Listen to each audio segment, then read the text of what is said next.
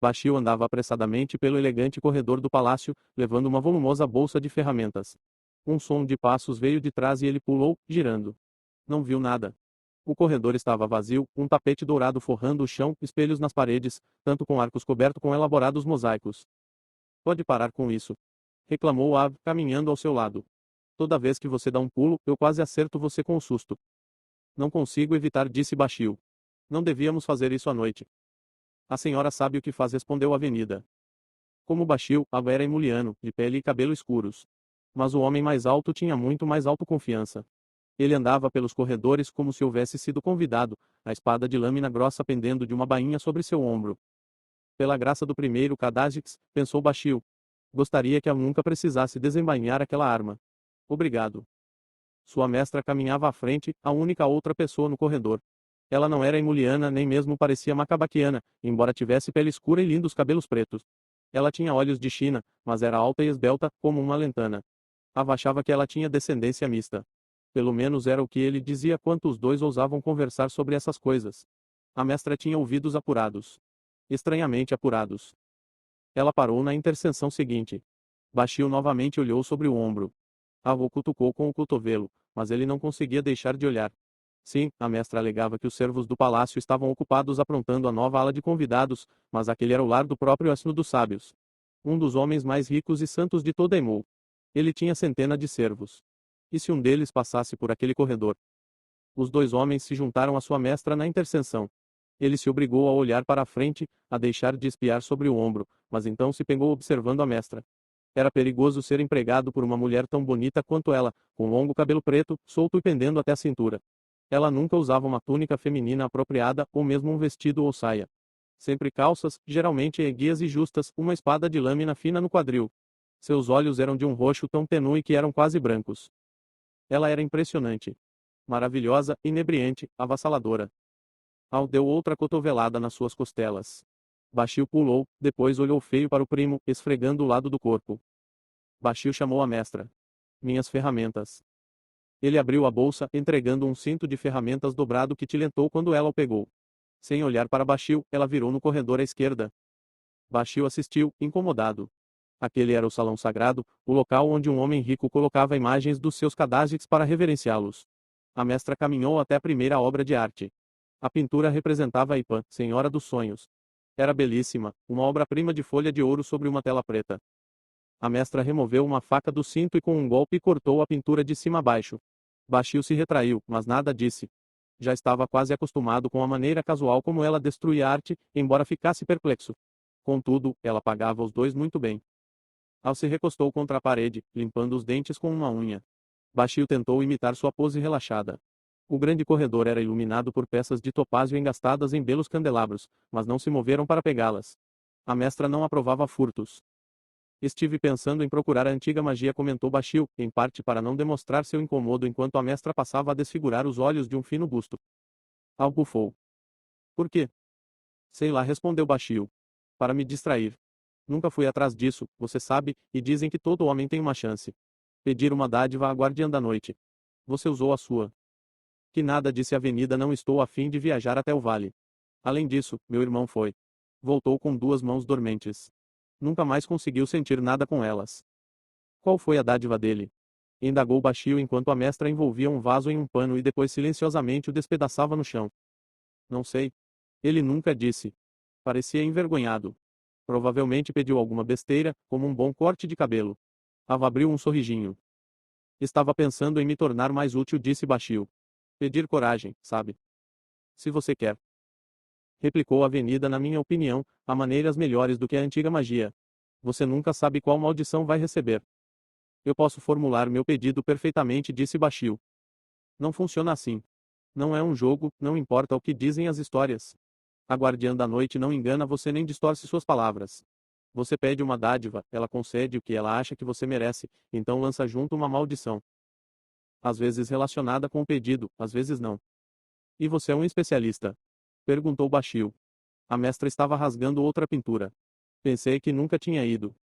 Eu não fui, porque meu pai foi, minha mãe foi, e também cada um dos meus irmãos. Alguns deles conseguiram o que queriam. A maioria se arrependeu da maldição, exceto meu pai. Ele conseguiu um monte de tecido de boa qualidade, vendeu tudo para impedir que morrêssemos de fome, algumas décadas atrás. Qual foi a maldição dele? Indagou Bashir. Ver o mundo de cabeça para baixo a partir de então. É mesmo. É, disse a Avenida, tudo ao contrário. Como se as pessoas caminhassem no teto e o céu estivesse embaixo. Mas ele falou que se acostumou rápido, e quando morreu já nem achava mais que fosse uma maldição. Bashir sentiu enjoo só de pensar naquela maldição. Ele olhou para a bolsa de ferramentas. Se não fosse tão covarde, será que poderia talvez ser capaz de convencer a mestra a vê-lo como algo mais que um capanga de aluguel? Pela graça do primeiro Kadajix, seria ótimo saber a coisa certa a fazer. Obrigado. A mestra voltou, o cabelo um pouco despenteado. Ela estendeu a mão. Martelo acolchoado, Bashir. Tem uma estátua grande ali. Ele tirou o martelo do saco e entregou à mestra. Talvez eu devesse arrumar uma espada fractal, comentou ela, distraída, apoiando a ferramenta no ombro. Mas isso tornaria a coisa fácil demais. Não me incomodaria se fosse fácil demais, mestra, observou Bashir. Ela bufou, caminhando de volta para o corredor. Logo começou a golpear uma estátua na outra ponta, quebrando seus braços. Bashir fez uma careta. Alguém vai ouvir isso. Vai, disse a Avenida, provavelmente foi por isso que ela deixou a estátua para o fim. Pelo menos as batidas eram abafadas pelo acofamento. Eles deviam ser os únicos ladrões que invadiam a casa de homens ricos e não levavam nada. Por que ela faz isso, ah? Bashir se pegou perguntando. Não sei. Talvez você devesse perguntar a ela. Você disse para eu nunca fazer isso. Depende, disse a Avenida, você é apegado aos seus membros. Bastante apegado. Bem, se algum dia deixar de ser, comece a fazer perguntas intrometidas à mestra. Até lá, calhe a boca. Bashir não disse mais nada. A antiga magia, ele pensou. Ela poderia me mudar. Eu vou procurá-la. Contudo, conhecendo sua sorte, não seria capaz de encontrá-la. Ele suspirou, se recostando na parede enquanto os sons abafados continuavam a soar da direção da sua mestra. Estou pensando em trocar de vocação, disse a Sir, sua voz vindo de trás. Geraninde sentiu distraidamente enquanto trabalhava em suas equações. A pequena sala de pedra estava tomada pelo cheiro de temperos. A Sir estava tentando outro experimento. Envolvia algum tipo de pó de curry e uma fruta china rara que ele havia caramelizado. Algo assim. Ela podia ouvir a mistura achando na sua nova placa quente fabrial. Estou cansado de cozinhar, continuou a Sir. Sua voz era suave e gentil. Ela o amava por isso. Em parte, porque ele gostava de falar e se alguém ia falar enquanto ela estava tentando pensar, era melhor que tivesse uma voz suave e gentil. Eu não sou mais apaixonado pela culinária como era antes. Além disso, de que adiantará um cozinheiro no reino espiritual? Arautos precisam de comida, disse ela, distraída, riscando uma linha da sua prancheta e depois escrevendo outra linha de números abaixo. Precisam mesmo? Questionou a Sir. Nunca me convence disso. Ah, eu li as especulações, mas não me parece racional. O corpo precisa ser alimentado no reino físico, mas o espírito existe em um estado completamente diferente. Um estado de ideais, respondeu ela. Então talvez você pudesse criar alimentos ideais. HMM. Qual seria a graça disso? Sem experimentação. Eu não faria questão das experimentações, disse ela, inclinando-se para a frente para inspecionar a lareira do cômodo, onde havia 2 esprenos de chama dançando na lenha ardente. Se isso significasse nunca mais ter que comer algo como aquela sopa verde que você fez no mês passado. Ah, disse ele, nostálgico. Aquilo foi notável, não foi? Absolutamente nojenta, mas feita inteiramente de ingredientes apetitosos. Ele parecia considerar aquilo um triunfo pessoal. Me pergunto se eles comem no reino cognitivo. Será que a comida lá é como a comida que imaginamos? Terei que ler e descobrir se alguém já comeu enquanto visitava Shadesmar. Geraninde respondeu com um grunhido neutro, pegando seu compasso e se inclinando mais perto do calor para medir os esprenos de chama. Ela frangiu o senho, então escreveu outra anotação. Aqui, querida, disse a Sir, caminhando até ela, então se ajoelhando ao seu lado e oferecendo uma pequena tigela. Experimente isto. Acho que vai gostar. Ela deu uma olhada no conteúdo. Pedaços de pão cobertos com um molho vermelho. Era comida masculina, mas ambos eram fervorosos, então não fazia diferença. Do lado de fora, podia ouvir os sons de ondas batendo gentilmente contra as rochas. Estavam em uma minúscula ilha ressana, tecnicamente enviados para prover as necessidades religiosas de quaisquer visitantes vorês. Alguns viajantes efetivamente os procuravam, ocasionalmente até alguns dos ressanos. Mas na verdade aquela era uma maneira de se isolarem e se concentrarem nos seus experimentos. Geranente com seus estudos sobre esprenos, a Sir com sua química através da culinária, naturalmente, já que isso permitia que comesse os resultados. O homem corpulento sorriu afavelmente, a cabeça raspada, a barba grisalha parada cuidadosamente em formato quadrado. Ambos seguiam as regras de suas posições, apesar da reclusão. Não queriam escrever o final de uma vida de fé com um último capítulo descuidado. Nada verde, notou ela, pegando a tigela. É um bom sinal. Disse ele, inclinando-se para inspecionar as anotações dela. Sim. É realmente fascinante a maneira como o vegetal chino caramelizou. Estou muito feliz que Gon o tenha trazido. Você vai ter que dar uma olhada nas minhas anotações. Acho que as contas estão certas, mas posso estar enganado. Ele não era tão bom em matemática quanto em teoria. Convenientemente, Iranin era exatamente o contrário. Ela pegou uma colher e experimentou a comida. Não usava manga na sua mão segura, outra das vantagens de ser uma fervorosa. A comida na verdade estava ótima. Você experimentou isso, Assir? Não respondeu ele, ainda conferindo os cálculos dela. Você que é a corajosa, minha cara. Ela fungou. Está horrível. Deu para perceber pela maneira como você está pegando outro pedação neste momento. Sim, mas você vai detestar. Não tem frutas. Você botou peixe. Um punhado de peixinhos secos que peguei hoje de manhã. Ainda não sei qual é a espécie deles. Mas são saborosos. Ele hesitou, então olhou para a lareira e para os esprenos. Geranen, o que é isso? Acho que fiz uma descoberta, respondeu ela em voz baixa. Mas os cálculos, disse ele, batendo com o dedo na prancheta. Você disse que eles eram erráticos, e ainda são. Sim, respondeu ela, estreitando os olhos para os esprenos de chama. Mas posso prever quando serão erráticos e quando não serão. Ele encarou, frangendo o senho. Os esprenos mudam quando eu os meço, Assir. Antes de serem medidos, eles dançam e variam de tamanho, luminosidade e forma. Mas quando faço uma anotação, eles imediatamente congelam no seu estado atual. Então continuam daquele jeito permanentemente, até onde sei. O que isso significa? Indagou ele. Espero que você possa me dizer. Eu tenho os números, você tem a imaginação, meu querido. Ele coçou a barba, reclinando-se na cadeira, e pegou uma tigela e uma colher para si mesmo. Havia salpicado frutas secas sobre sua porção, Geranin às vezes pensava que ele se juntará ao fervor pela sua paixão por doces. O que acontece se você apagar os números? Perguntou ele. O espreno volta a ser variável. Comprimento, forma, luminosidade.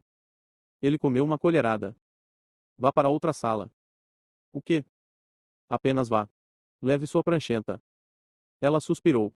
As juntas estalando enquanto se levantava. Estava ficando tão velha assim. Pela luz das estrelas, eles passaram muito tempo naquela ilha. Ela caminhou até o outro cômodo, onde ficava o leito deles. E agora? Gritou ela. Vou medir o espreno com seus compassos, respondeu ele. Vou fazer 3 medições seguidas. Só escreva um dos números que vou ditar. Não me diga qual deles você vai anotar. Tudo bem. A janela estava aberta, e ela olhou para a grande superfície vítrea da água que escurecia. O mar Rensano não era tão raso quanto o Lago Puro, mas era bastante quente a maior parte do tempo, tomado por ilhas tropicais e, ocasionalmente, um gigantesco grão-carapaça. 9 centímetros e 4 milímetros, disse Assir. Ela não escreveu o número. 7 centímetros e 1 milímetro. Ela também ignorou esse número, mas preparou seu giz para escrever do modo mais silencioso possível os próximos números que ele falasse.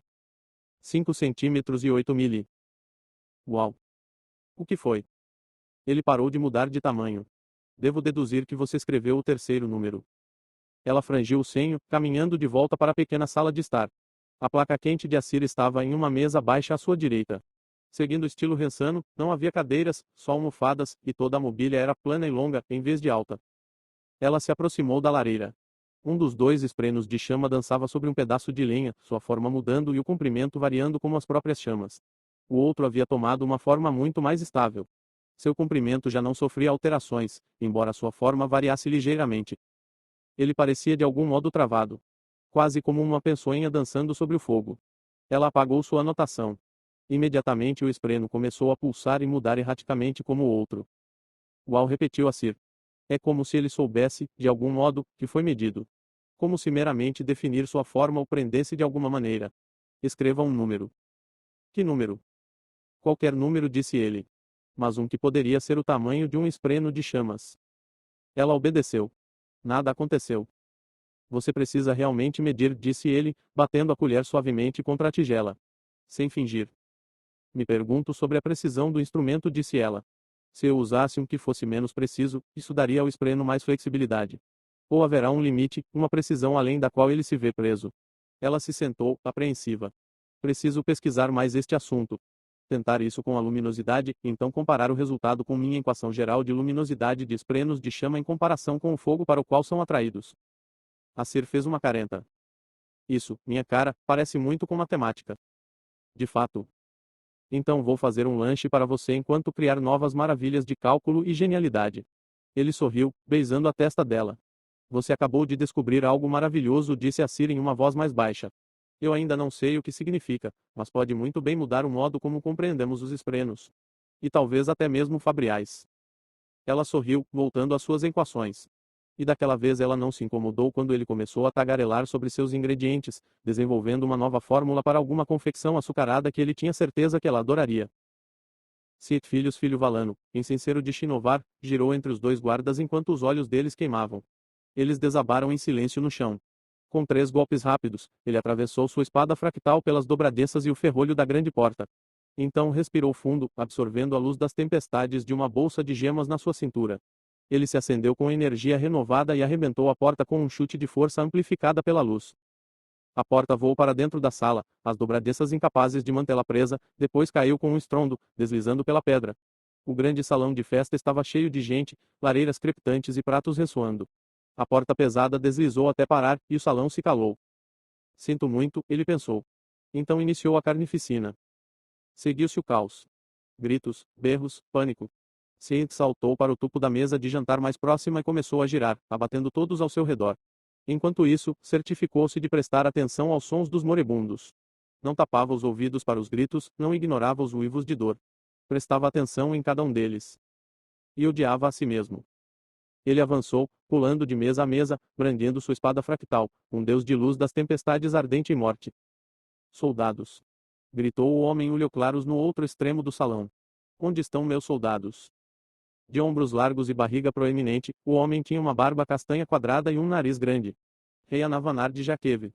Não um fractário, embora houvesse alguns rumores de que ele guardava secretamente uma espada fractal. Perto de Sint, homens e mulheres fugiam desordenadamente, tropeçando uns sobre os outros. Sint desceu entre eles, a roupa branca ondulando. Executou um homem que estava desembalhando sua espada, mas também atravessou 3 mulheres que só queriam escapar. Olhos queimavam e corpos desabavam.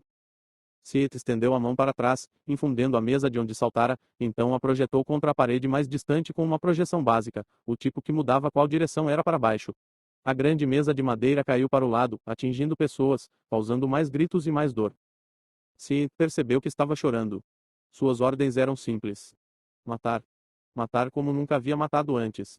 Deixar os inocentes gritando aos seus pés e fazer os olhoclaros chorarem. Fazer isso vestido de branco, para que todos soubessem quem ele era. Sint não levantou objeção alguma. Não lhe cabia objetar.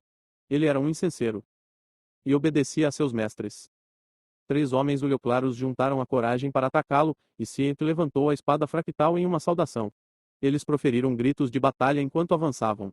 Ele manteve o silêncio. Um giro do seu pulso cortou a lâmina da espada do primeiro. O pedaço de metal girou no ar enquanto Sint colocava-se entre os outros dois, a espada sibilando através dos seus pescoços. Eles caíram juntos, os olhos murchando. Sint acertou o primeiro homem por trás, perfurando suas costas com a espada, que saiu pelo peito.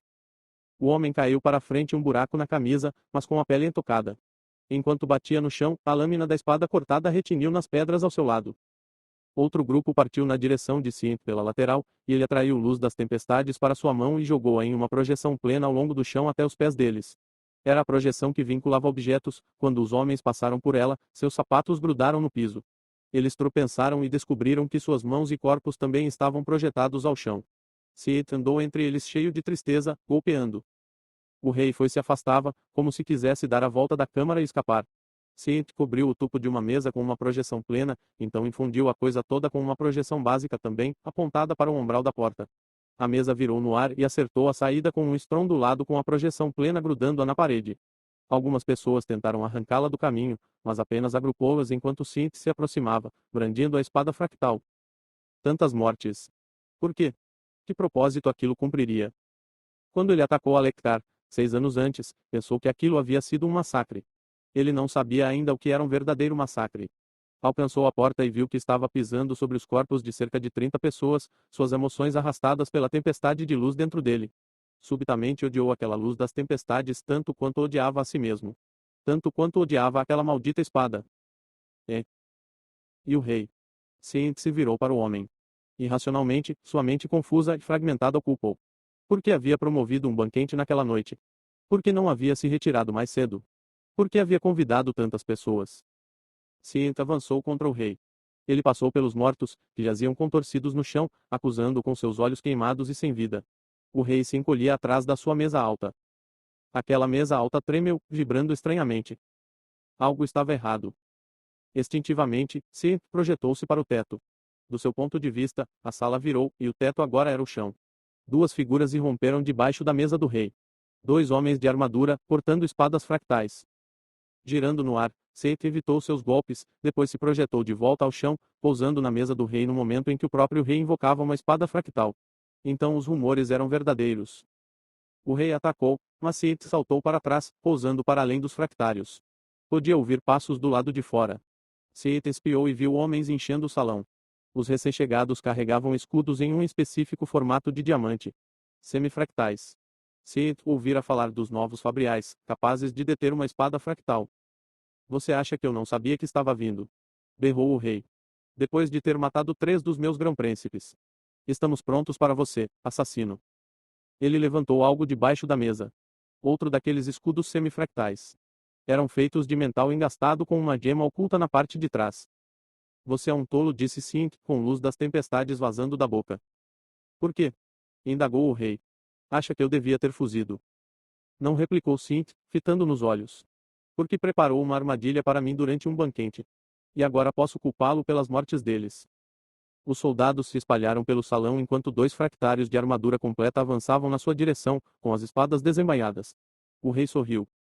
Que assim seja, disse Sint, respirando fundo, sugando a luz das tempestades das muitas gemas dentro das bolsas em sua cintura. A luz começou a fervilhar dentro dele, como uma grande tormenta em seu peito, queimando e gritando. Ele havia inspirado mais do que nunca, prendendo a luz das tempestades até que mal pudesse impedi-la de despedaçá-lo. Ainda havia lágrimas em seus olhos. Melhor que elas ocultassem seus crimes. Ele soltou a alça em sua cintura, livrando-se do cinto e das pesadas esferas. Então largou sua espada fractal. Seus oponentes estacaram, chocados, enquanto sua espada desaparecia como névoa. Quem largaria uma espada fractal no meio de uma batalha? Isso desafiava a razão. Assim como sim. Você é uma obra de arte, sim, filhos Neturo. Um deus. Era hora de saber. Os soldados e fractários avançaram. Segundos antes que o alcançassem, Seth começou a se mover, com tempestade líquida nas veias. Ele se desviou dos ataques iniciais de espada, girando no meio dos soldados. Conter toda aquela quantidade de luz das tempestades facilitava a infusão de objetos, a luz queria sair e pressionava sua pele. Naquele estado, a espada fractal seria apenas uma distração. O próprio Sith era a verdadeira arma. Ele agarrou o braço de um dos soldados atacantes. Só precisou de um instante para infundi-lo e projetá-lo para cima. O homem gritou, caindo no ar enquanto Sith se desviava de outro golpe de espada.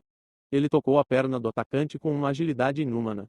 Bastou um olhar e uma piscadela para projetar o homem para o teto também. Os soldados praguejaram, golpeando, seus volumosos semifractais subitamente se tornando obstáculos enquanto Sith movia-se entre eles, gracioso como uma enguia celeste, tocando braços, pernas, ombros, enviando uma dúzia, então 2 dúzias de homens voando em todas as direções. A maioria deles subiu, mas ele enviou uma barreira de corpos na direção dos fractários que se aproximavam, fazendo-os gritar enquanto os soldados se chocavam com eles. Sith saltou para trás enquanto um esquadrão de soldados partia na sua direção, projetando-se para a parede mais distante e girando no ar. O salão mudou de orientação, e ele pousou na parede que agora era o chão. Ele correu na direção do rei, que aguardava por trás dos seus fractários. Matem-no! Gritou o rei. Raios os partam! O que estão fazendo? Matem-no! Sith saltou da parede, projetando-se para baixo enquanto dava uma cambalhota e pousava com um joelho na mesa de jantar. Os talheres e os pratos tilentaram enquanto ele agarrava uma faca de jantar e infundia 1, 2, 3 vezes. Ele usou uma tripla projeção básica, apontando-a na direção do rei, então soltou-a e projetou-se para trás. Ele se esquivou enquanto um dos fractários atacava, cortando a mesa ao meio. A faca liberada por Sith caiu muito mais rapidamente do que deveria, voando como um raio na direção do rei. Ele mal conseguiu levantar o escudo a tempo, arregalando os olhos quando a faca ressoou contra o metal. Danação, pensou Sith, projetando-se para cima com um quarto de projeção básica. Aquilo não o puxou para o alto, só o deixou muito mais leve. Um quarto do seu peso agora estava sendo puxado para cima em vez de para baixo. Em essência, ele ficou com metade do seu peso normal. Ele se contorceu, a roupa branca se agitando graciosamente enquanto caía entre os soldados comuns. Os soldados que ele projetara antes começaram a cair do teto, sua luz se esgotando. Uma chuva de corpos quebrados, despencando um a um até o solo. Cient avançou contra os soldados novamente. Alguns homens caíam e outros ele arremessava longe.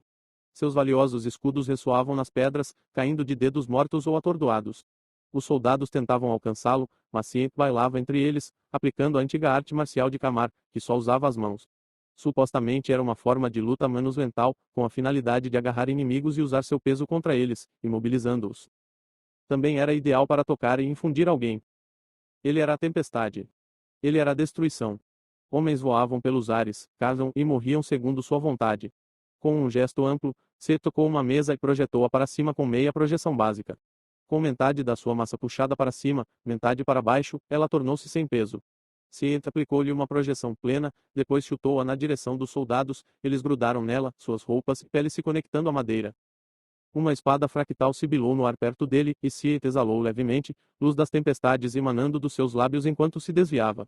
Os dois fractários atacaram enquanto corpos caíam do teto, mas Cient era rápido demais, ágil demais. Os fractários não trabalhavam juntos. Estavam acostumados a dominar um campo de batalha ou duelar com um único inimigo. Suas armas poderosas tornaram-nos descuidados. Cient corria com pés leves, com apenas metade da tração ao solo que era exercida sobre os outros homens. Ele facilmente evitou outro golpe com um salto, projetando-se ao teto para ganhar um pouco mais de altura antes de realizar um quarto de projeção para tornar-se pesado novamente. O resultado foi um salto de 3 metros no ar sem esforço algum.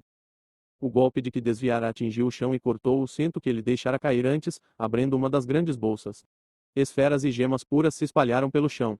Algumas infundidas, outras escuras. Cient sugou luz das tempestades das que rolaram até perto dele. Atrás dos fractários, o próprio rei se aproximava, a arma em riste. Ele devia ter tentado fugir. Os dois fractários ergueram suas enormes espadas contra Cient, que se esquivou novamente dos ataques, agarrando no ar um escudo que caía do teto. O homem que o estivera segurando caiu com um estrondo um segundo depois. Cient saltou contra um dos fractários, um homem de armadura dourada, desviando sua arma com o escudo e passando por ele. O outro homem, cuja armadura era vermelha, também golpeou. Cient parou a espada com o escudo, que rachou, quase se desfazendo. Ainda barrando a espada, Cient projetou-se para trás do fractário enquanto saltava para frente. O movimento o fez dar uma cambalhota sobre o homem. Cient continuou, caindo na direção da parede do outro lado enquanto uma segunda onda de soldados começava a despencar no chão. Um atingiu o fractário de vermelho, fazendo-o tropeçar. Cient atingiu a parede, pousando contra as pedras. Estava tão cheio de luz das tempestades. Tanto poder, tanta vida, tanta destruição terrível, terrível. Pedra. Ela era sagrada. Fazia tempo que não pensava mais nisso. Como alguma coisa podia ser sagrada para ele agora? Enquanto corpos desabavam sobre os fractários, ele se ajoelhou e pôs a mão sobre uma grande pedra na parede diante dele, infundendo-a. Cient projetou repetidas vezes na direção dos fractários. 1, 2, 10 vezes, 15 vezes. Não parava de verter luz das tempestades nela. A pedra brilhou forte. A argamassa rachou. Pedra rangeu contra pedra. O fractário vermelho virou-se bem na hora em que a gigantesca pedra infundida voava na sua direção, movendo-se 20 vezes mais rápido do que a aceleração normal de uma pedra caindo. Ela chocou-se contra ele, despedaçando sua placa peitoral, espalhando pedaços liquefeitos em todas as direções. O bloco lançou-o através do salão, esmagando-o contra a parede do outro lado. Ele não se moveu mais. Cient estava quase sem luz das tempestades agora. Ele usou um quarto de projeção em si mesmo para reduzir seu peso, então galopou pelo chão. Homens jaziam esmagados, quebrados e mortos ao seu redor. Esferas rolavam pelo piso, e ele extraiu sua luz das tempestades. A luz fluiu como as almas daqueles que matara, infundendo seu corpo. Ele começou a correr. O outro fractário cambaleou para trás, levantando sua espada e subindo na tábua quebrada de uma mesa despedaçada, cujas pernas tinham se partido. O rei finalmente havia percebido que sua armadilha estava falhando. Ele começou a fugir. 10 batimentos cardíacos, pensou Cient. Volte para mim, sua cria da danação. O pulso de Cient começou a encoar em seus ouvidos. Ele gritou, luz escapando da sua boca como fumaça irradiante, e se jogou no chão enquanto o fractário golpeava. Cient projetou-se na direção da parede mais distante, passando por entre as pernas do fractário. Imediatamente depois, projetou-se para cima. Ele subiu pelos ares enquanto o fractário buscava cercá-lo novamente. Mas Sient não estava mais lá. Ele se projetou para baixo, caindo atrás do fractário e pousando sobre a mesa quebrada. Agachou-se para infundi-la. Um homem em uma armadura fractal podia estar protegido contra projeções, mas a coisa onde estava pisando, não. Sient projetou a placa de madeira para cima com uma projeção múltipla. Ela subiu com um solavanco, derrubando o fractário como um soldado de brinquedo. Sient continuou sobre a tábua, subindo com ela em um golpe de ar. Quando ela se aproximou do teto alto, ele pulou para fora, projetando-se para baixo uma, duas, três vezes. O tubo da mesa arrebentou-se no teto. Sient despencou com uma incrível velocidade rumo ao fractário, que estava caído de costas, atordoado. A espada de Sient formou-se em seus dedos no momento em que ele atingiu o inimigo, a lâmina atravessando a armadura fractal. A placa peitoral explodiu e a espada mergulhou fundo no peito do homem e depois no chão sob ele. Sient se levantou, libertando sua espada fractal. O rei em fuga olhou para trás, sobre o ombro com um grito de horror e incredulidade. Seus dois fractários haviam tombado em questão de segundos. Os soldados restantes nervosamente se moveram para proteger sua retirada. Sient havia parado de chorar. Parecia que não conseguia chorar mais. Sentia-se entorpecido. Sua mente simplesmente não conseguia pensar. Ele odiava o rei. Odiava-o profundamente. E isso doía, uma dor física, de tão intenso que era aquele ódio irracional. Com luz das tempestades emanando de si, projetou-se na direção do rei. Ele caiu, os pés um pouco acima do chão, como se estivesse flutuando. Suas roupas ondulavam. Para os guardas ainda vivos, ele parecia levitar sobre o piso. Sient se projetou para baixo de modo ligeiramente angulado e começou a golpear com a espada quando alcançou as fileiras de soldados. Correu entre eles como se estivesse descendo uma ladeira íngreme. Girando e rodopiando, gracioso e terrível, derrubou uma dúzia de homens, extraindo mais luz das tempestades das esferas que estavam espalhadas pelo chão. Sient alcançou o umbral da porta, homens com olhos pegando fogo caindo no chão atrás dele. Do lado de fora, o rei corria entre um pequeno grupo final de guardas. Ele se virou e gritou ao ver Sient, depois levantou seu escudo semifractal. Sient costurou entre os guardas, depois atingiu o escudo duas vezes, despedaçando-o e forçando o rei a recuar. O homem tropeçou, deixando cair sua espada, que desvaneceu-se no ar. Sient saltou e se projetou para baixo com uma dupla projeção básica. Ele caiu em cima do rei, seu peso aumentado quebrando um braço do homem e prendendo-o ao chão. Sient correu sua lâmina através dos soldados surpresos, que caíram enquanto suas pernas morriam debaixo deles. Finalmente, Sient ergueu sua espada acima da cabeça, baixando o olhar até o rei. Quem é você? Sussurrou o homem, os olhos lacrimejando de dor. A morte, disse Sient, então cravou a espada pelo rosto do rei até o piso de pedra.